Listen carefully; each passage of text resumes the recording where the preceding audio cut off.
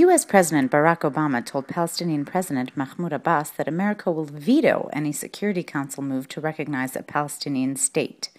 At the same time, Obama reiterated his commitment to the establishment of a Palestinian state as part of a two-state solution, but stressed that the United Nations is not the right venue to achieve this goal. Palestinian envoy to the U.S., Ma'en Rashi Erekat, said. The two met after Obama delivered a speech at the General Assembly. It was the first time the two had met since February. Addressing the United Nations General Assembly, French President Nicolas Sarkozy insisted a timetable be drawn up for Israeli-Palestinian peace talks and that the Palestinians be offered observer state status. It requires 1 month to resume talks, 6 months to reach an agreement on borders and security, and 1 year to reach a final agreement, Sarkozy declared. The demand for a viable and peaceful Palestinian state is legitimate and would guarantee Israel's security. Israel's demand for guarantees after 60 years of war and terror are legitimate, he said, warning that if anyone threatens Israel's existence, France would immediately stand alongside Jerusalem. The French president's words were greeted with an overwhelming round of applause.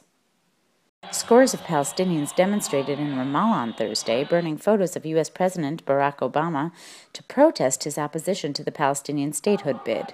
Some of the protesters held signs calling the U.S. president a hypocrite. Others accused Obama of siding with Israel. Egyptian media reports said thousands planned to demonstrate in Libya, Tunisia, and Egypt on Friday in support of the Palestinian statehood bid.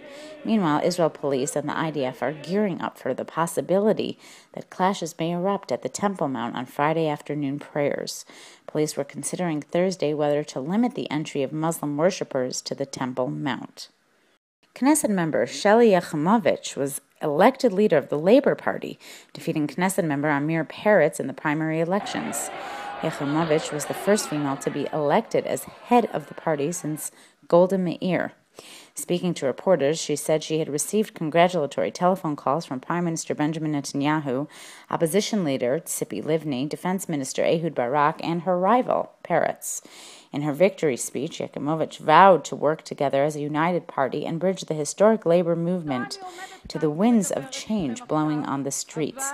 The Labor Party, she declared, is a non-sectarian party, committed to the poor, the rich, all sectors of the political sphere, religious and secular members of society, and to Arabs and Jews.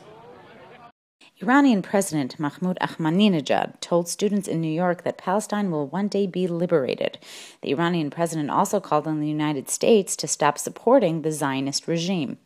The Palestinian problem will not be solved by dialogue with Israel, he declared, claiming Israel was established in a bid to extend dominance over the Middle East.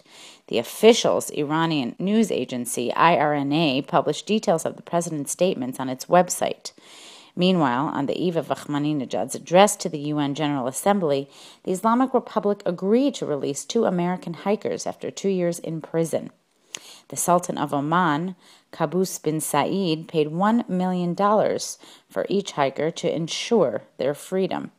Josh Fatal and Shane Bauer arrived in Oman, where they were greeted by their families. The Sultan of Oman also paid $1 million for the 3rd American hiker, Sarah Shard, who was released last year.